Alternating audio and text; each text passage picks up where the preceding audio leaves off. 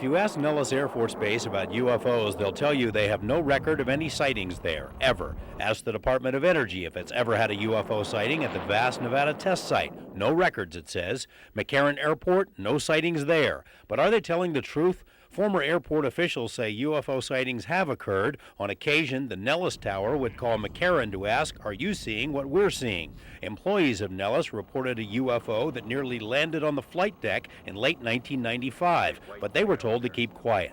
Pentagon records hold other evidence of Nevada UFO encounters. This top-secret report about UFOs prepared for the Air Force in 1948 lists one case in which an Air Force pilot flying over Lake Mead saw 5 or 6 circular UFOs traveling in formation in June 1947.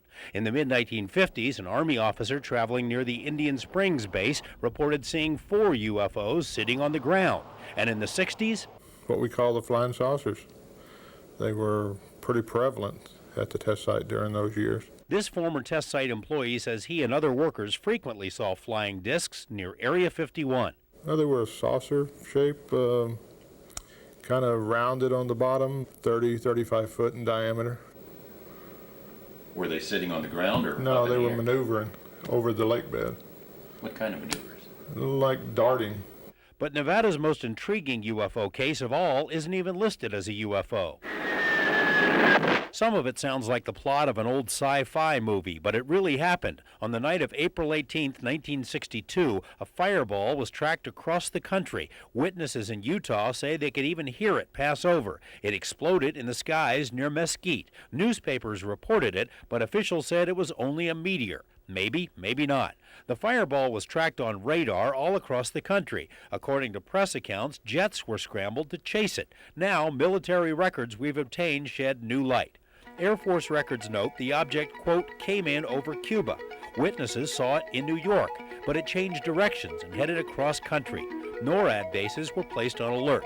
An intelligence report states a pilot chasing it saw a clearly defined object, which made a gasping sound and had flame coming from its tail.